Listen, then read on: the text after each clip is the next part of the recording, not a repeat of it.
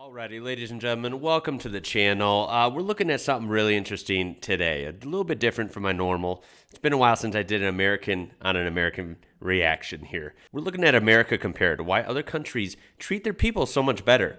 And this is going to be very interesting, mixed emotions for sure. Don't get me wrong, I'm a proud American, born and raised here, and there's a lot to love here. There's a lot unique, a lot of awesome things about America. But of course, I'm a realist as well. I know that America is not the best. We are not nowhere near the best in a lot of categories. It's a decent place, but it's got a lot of issues, But I am looking forward to see what this video explains, why other countries are so much better. Because on the flip side, America does do some things decent. You know, why would we just assume other countries are better at everything than America at the same time? For a stretch as well, in my opinion. So let's see. I'm going to say something that will probably offend many of my viewers. Let me preface this by saying that I, as an American, include myself in the following statement. Americans are quite possibly the most willfully ignorant people on the face of the planet. We have access as a whole, yes. I think a lot of Americans are definitely more open-minded than people think and know that there's a lot of beauty and wonder and awesome countries in the world other than the United States. But yes, as a whole, there are definitely some ignorance here. I will agree. To the sum total of all human knowledge. Yet our understanding of the world rarely extends beyond our own country. And even then, yes, the majority of Americans believe in a vision of the country that does not actually exist. It's not that we're stupid, we just tend to blindly accept that the US is the greatest place on Earth, and therefore don't see any reason to educate ourselves about the realities of the rest of the world. In this episode, we're going to pull back the curtain on how America actually compares to other countries, and consider why the richest country on Earth fails to treat its people with dignity and fairness.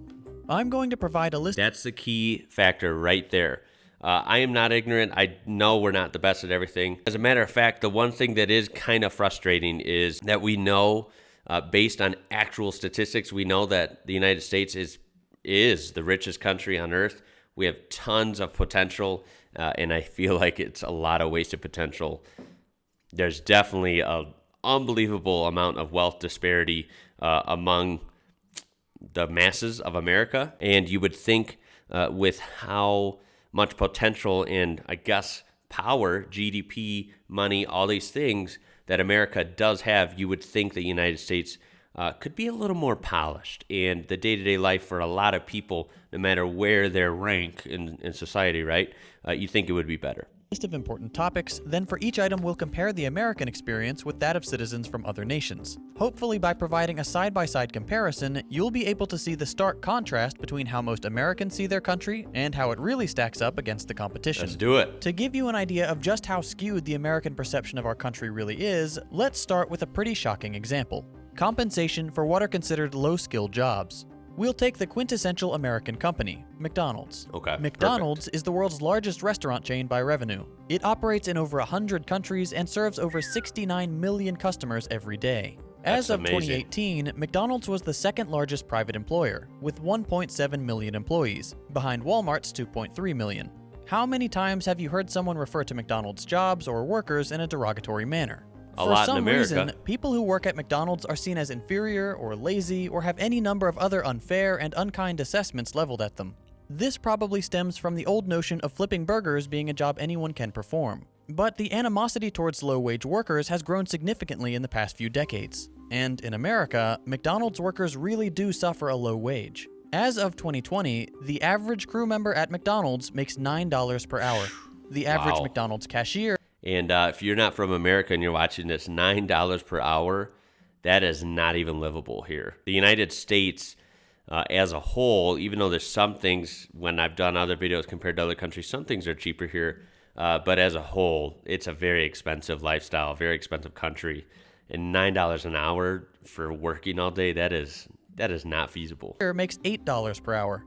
The federal minimum wage in the United States is $7.25. Right. Now, some states make a lot more than that. Granted, the states that pay you more are also unbelievably expensive to live in. So there you go. A rate which has not been raised in over a decade, and which should not be considered a reasonable wage for any position, considering the fact that a full-time minimum wage worker cannot afford to rent a 2-bedroom apartment anywhere in the United States, and can't afford a 1-bedroom apartment in over 95% of U.S. counties. That's insane. Now, the all-too-common response to data like this I didn't is even know it something was like, that bad. well, yeah, it's not a hard job. You should just find a better one.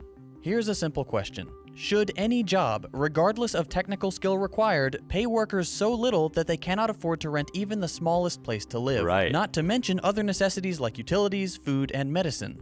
That point right there, what is the point of getting a job then, right? If you're putting in work, even though it may be considered simple and low skill, you're putting in a job 6 hours, 8 hours a day, whatever your schedule is.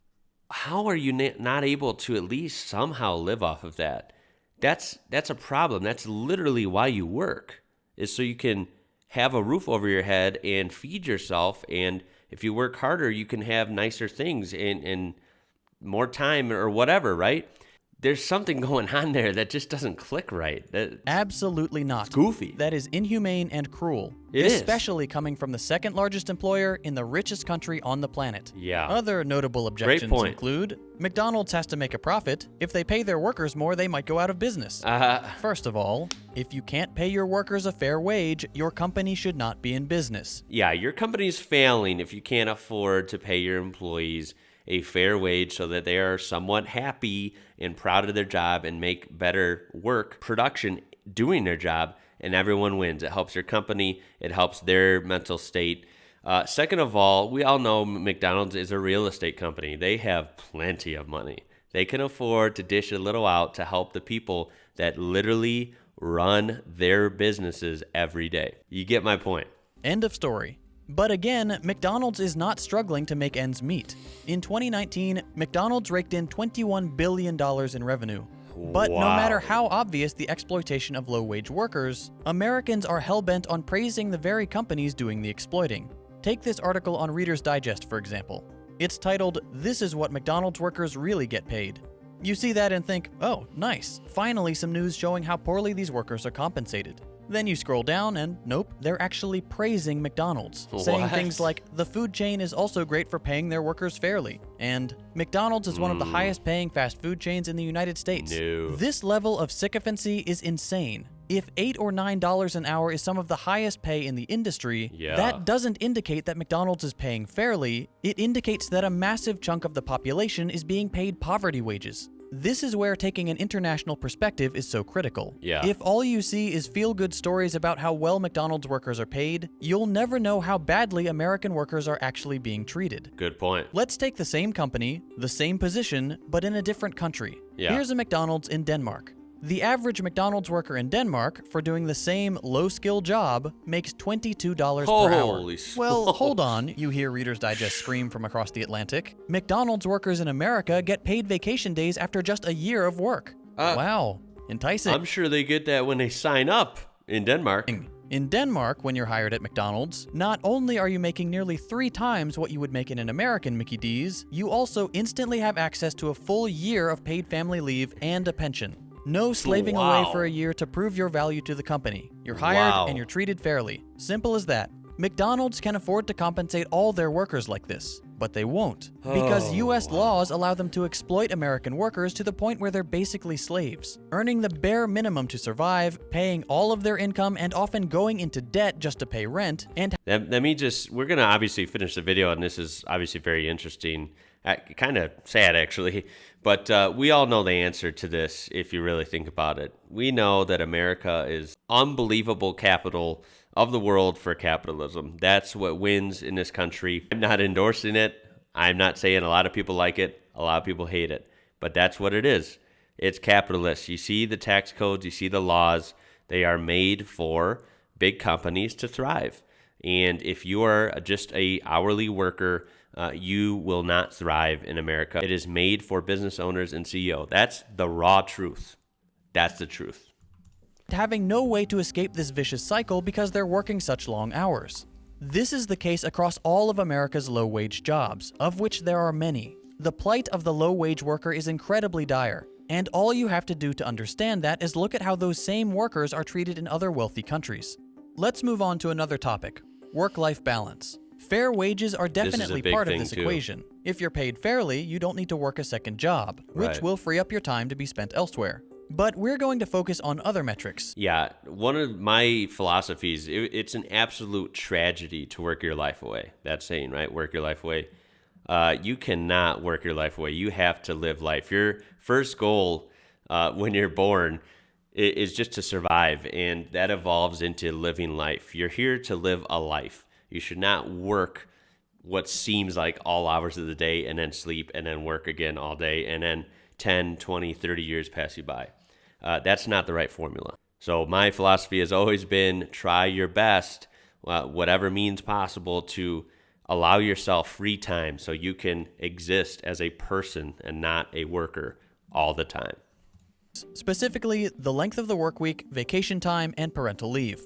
Let's start with the US. Most Americans would say that 40 hours per week is full-time. That seems to be the general consensus. But, in keeping with the country's exploitative labor practices, the hilariously named Fair Labor Standards Act does not actually define what qualifies as full-time. That's left up to the employer. Okay, why does this matter? Well, think of your past part-time jobs. Did you get any benefits? It matters for benefits, that's right. Some jobs, you might get some benefits at 32 hours a week, others 38, others 40. If they're sneaky, maybe more than 40. Healthcare, 401k? Probably not. Most benefits, when they're offered at all, are reserved for full-time employees. Exactly. Companies don't want to provide benefits because they affect their bottom line. Right. America is all about cutting costs, and providing workers with fair compensation is a cost. So, imagine you apply for a full-time job at Best Buy. You're offered the job, but they tell you they only have part-time positions, but they can give you almost full-time. They make it sound like they're doing you a favor. Almost full-time. I mean, we give you benefits of 40 hours. We can give you 36 hours. We'll give you a lot of hours. You'll make more money, right? But you won't get any benefits at all. So you'll be actually losing monetary value. You're losing value, and you're almost working just as much as someone working full-time. This is a very common trick that you have to watch out for in interviews when you're applying for a job here. Job at Best Buy. You're offered the job, but they tell you they only have part-time positions, but they can give you almost full-time. They make it sound like they're doing you a favor, offering you more hours than normal part-time. But this is just another example of employers exploiting their workers. If you work 37 hours per week, you're essentially a full-time employee, but they don't have to provide you any sort of benefits. No healthcare, no vacation, nothing. This is a common practice. Companies will hire people, but keep them just below the threshold for full-time to avoid providing fair compensation. That is a filthy, filthy practice. I've seen it happen. I used to work at Best Buy, and they would do it all the time. And that's just the companies who are still trying to appear generous. Others will simply not offer benefits at all, or set their full-time positions at 50 or 60 hours per week. Jeez. Sales positions are notorious for this. They'll often say, well, we expect you to work 40 hours, but all the top sellers are working 60 to 70 hours per week. Oh my This God. is coercion.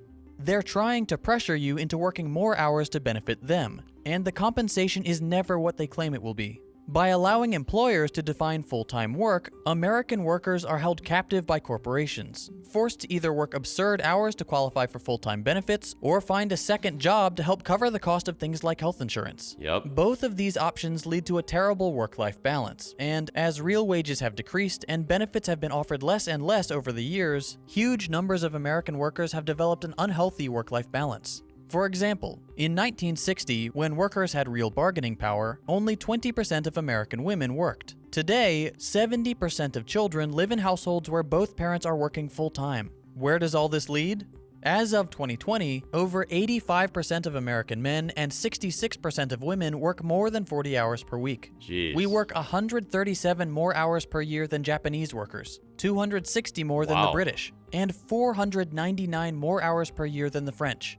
Why do other countries have such a better balance? Because many of them have laws that cap the length of the full-time work week. Companies are required to pay their workers fairly and allow enough time off for employees to maintain a healthy work-life balance. That's not the case in the US. Vacation time is a similar story. Whereas many other countries mandate that employers provide paid vacation and sick days, the US does not. In every industrialized nation, workers get more paid vacation days and holidays than in the US. Here's a depressing graph to illustrate just how poorly we treat our workers. Here we go. Let's look at this. Oh my God. I know this is not going to end well at all here. So there we go. I see a big fat goose egg, a 0 for paid vacation, paid holidays in working days. Yep, there's a 0. The next worst is Japan at 10. So that's already way better than the U.S. And Japan's known for being really, work, right? Not even close compared to the U.S. work culture, unfortunately for Americans. But then look at everywhere else. Wow. You get tons of paid vacation in basically everywhere here. And you also get a decent amount of paid holidays. France is number 1 here, according to this graph. That's very impressive, very envious of that. I think any American would be. And I know that firsthand, well, sort of. My wife used to be great friends with a girl in France and got to visit her in France years and years ago. And the girl's parents, who she still lived with because they were teenagers, the girl's parents got to take them around. She visited them, I want to say, for like 2 weeks or something. And the parents were there, and they all got to have fun and see the sights and do a bunch of stuff for 2 weeks, every day, all day, as much as they wanted, because the parents had that month off. They had a whole month off of work, and it didn't involve them like reserving it off. They just had that month off of work. Thought that was really fascinating. As an American, that blows your mind. And, on top of that, they have personal days they can take. So it's really, I don't know, it is mind-blowing, this difference in the graph. And you see the big fat goose egg. It's not even like, oh, we have a little bit and they have a lot more. No, it's 0 versus big numbers. France 31, Spain 34, Austria 38, America 0. Wow. 0 paid vacation days, 0 paid holidays. And remember, these are the mandated figures. Every Austrian worker gets a minimum of 38 paid days off per year. Jeez. Even in the worst possible employment situation, they'd still get 38 paid days off. That literally blows my mind. I don't know how else to express to you. That is mind-blowing. But that's the messed up part. It shouldn't be mind-blowing. You should have time off from work. Like, hello, you're a human being. You're not a robot. It shouldn't be mind-blowing. That's the problem. That's how big of a problem it is in America. It is crazy. So parts of this video have been shocking a little bit, right? But the pay thing is really shocking. I knew we paid less, presumably, than a lot of countries, but wow. Some countries pay stellar for even McDonald's. That's really good. I'm impressed by that. But this one I already knew going in, the whole work culture. Our work culture is just not good at all for employees. It's great for bosses. It's great for CEOs. It's not good for workers and entry-level workers and whatever. It's just overwhelming work, and it feels like you have no rights. In the U.S., many workers are lucky to get Christmas or Thanksgiving off at all. And the odds that it's a paid holiday? Next to 0. Yeah. Let's move on to our final comparison. Paid parental leave. This one is like straight up sin. Like this, oh my God, again, back to basic human instincts here. When you are married and you procreate with your spouse, like, hello, you're bringing life into the world. That is a human life. That's a baby. A baby needs its parents when it's born. Like, that is how life works. And parents, plural, like if both parents are present, both of them need to be there. A father wants to see his baby when it's born, right? So I know maternal leave, thankfully, is sort of a thing in America. Granted, it's not nearly enough in most jobs. It depends on the job, but most jobs won't give you much. But paternal leave for fathers maybe is a thing at really good places, but most places isn't even a thing. You might not get any time off. And I think that's cold, man. That is messed up. Many Americans aren't even aware this is a thing, so let me explain. When an employee of a company has a child, sometimes they're offered parental leave, a period of time where they can stay home from work to bond with and take care of their new baby. This sense. greatly benefits the employee, the child, and, in the long run, the company, because the employee will be happier, less stressed, and more loyal to the company. That's right. Of course, offering paid parental leave doesn't benefit corporations in the short term. And if there's one thing that encapsulates the American business philosophy, it's short-term gains over all else. Yep. So it won't surprise you to Ain't learn that that the the truth? U.S. is the only industrialized nation on the planet On that Earth. does not mandate some amount of paid parental leave. Wow. This may be That's shocking sick. to my American viewers because being able to get paid to spend time with your newborn child sounds like an impossible dream in our dystopian labor market. It sounds impossible, but that's what should happen. That's literally what should happen. It's that this one is sick. And honestly, that in it a bad probably way, is like impossible bad in our sick. current America. We're so invested in self-destructive capitalism that even suggesting the possibility of paid parental leave would put U.S. politicians out of a job. That's Oh my not the God. case in the rest of the industrialized world. In fact, every other OECD nation, and even in many third world countries, new parents are guaranteed at least several weeks of leave. Wow. Let's take a look at a few of them. That's Ethiopia, nuts. a country with an annual gross national income of under $900 per person, There you offers go. 90 days of leave with 100% pay. Explain that. Look, just talking numbers here, no insults. Ethiopia is a very poor country in relativity to the United States. How embarrassing is it for the United States that they don't offer, mandatory parental leave, and Ethiopia does? 90 days, as a matter of fact. Wow. Madagascar, What can you even 14 weeks say? at 100%. Afghanistan, 90 days. Denmark, 52 weeks. Jeez. Norway, Denmark 52, Norway 56. You can take a year off paid parental leave. And look at me sounding shocked again. Why is this shocking? It shouldn't be shocking. Duh, you had a baby. You created life. You should have time to raise that thing and get back to your job later to support it. 56 weeks.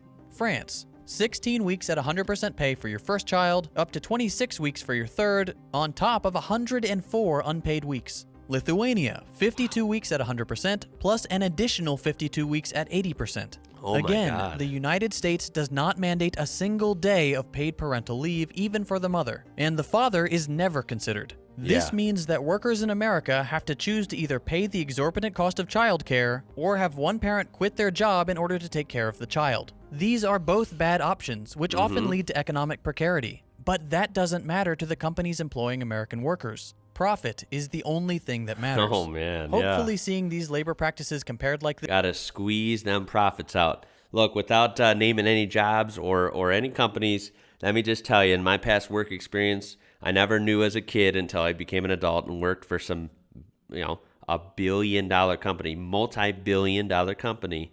I would have never thought that a billions and billions of per year dollar company would have such cheap and crappy work environments thrown together like a shed in the backyard, basically, and see behavior over years that they got to squeeze every single cent of profit, no matter what it takes, no matter how they can bandage up the product. Just get it out the door as cheap as possible, as fast as possible. We don't care if it's good or not. Just get it out the door and meet our bottom line. That's literally how it goes. You would think it'd be fancy and they'd care about each product and let's make a great product that we're so proud of and people will love it and want to buy it. Nope.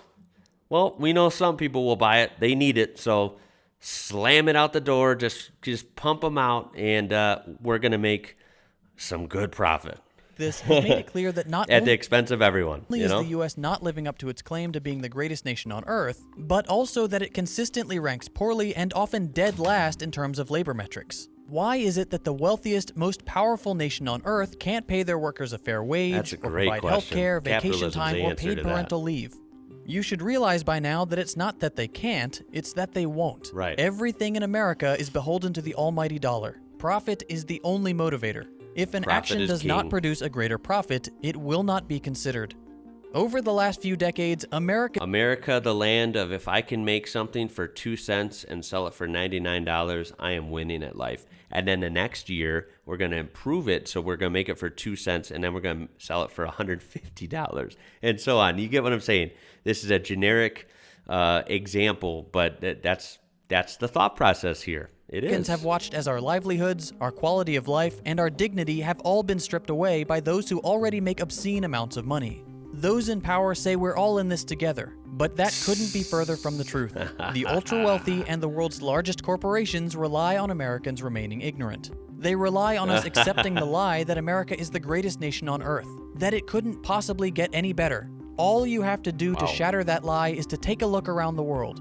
Other nations take care of their citizens. Even impoverished nations, or nations that we've bombed into oblivion, take better care of their people than the US does. American workers need to relearn the language of class struggle and work together to break the wheel of the capitalist machine. If we want to claim that the United States is the greatest place on earth, we need to make it that way. Yeah, that's just about it. I mentioned at the beginning of this video that this kind of... That's just about it. That is from Second Thought. I don't know if I said that at the beginning. If I didn't, I apologize. I usually do. This video from Second Thought will be linked down below, as always. And look, I don't want to go on a rant here. You heard my thoughts. America is a great place. I still believe that for certain things. It's not the worst place on earth, but it should be so much better. It should be so much better. I say, right? I mean, everything in here was accurate. It sucks. Our healthcare is so expensive, and our jobs are just not good. Job culture is not good here. That's the best way to put it, is not good. I guess I can consider myself lucky that, I've never been in poverty, thank goodness, and that, right now I'm able to make a living for my wife and children on my own. Thank goodness. I am super thankful for that every day, trust me. But I have had some rough jobs before that were just a lot of hours and, below average pay and just rough relations between employees and, supervisors and corporate and the whole 9 yards. I mean, I've seen it. It is really rough. It can be really rough out there for jobs here. And it's just crazy. It's a crazy concept. The benefits or lack thereof of benefits here compared to other countries, the parental leave thing is like a straight slap to the face for Americans. The pay, you've seen that, is a third or a fourth of what you get in other countries. It's craziness. So there you go. It is what it is. It's crazy. But either way, I still do love America. It's where I was born. It's where I am now. There are great things about this country. It's a beautiful country. It's really big. There are some amazing people here. Ignorant or not, there are Americans as a whole are very diverse, and they're usually very, very great people. Politicians, that's a whole nother story. That's not who I mean when I talk about people. So I would love to hear your thoughts on this down below. If you want to rub it in on how great your work culture is outside of America, you can do so. I would love to see your comments on this video. And if you learned something from this or got some sort of enjoyment out of this, throw a thumbs up on there. Help this video out. I do appreciate it. Please subscribe. We just crossed 50K. I'm super thankful and excited for that. I do appreciate you guys watching. Check the description for this original video as well as other ways you can interact with my channel. The Discord is really, really going strong. Check me out on Instagram and Facebook at IWrocker. My name is Ian. You're watching IWrocker. Until next time, guys, stay safe. Be kind to each other. I'll catch you later.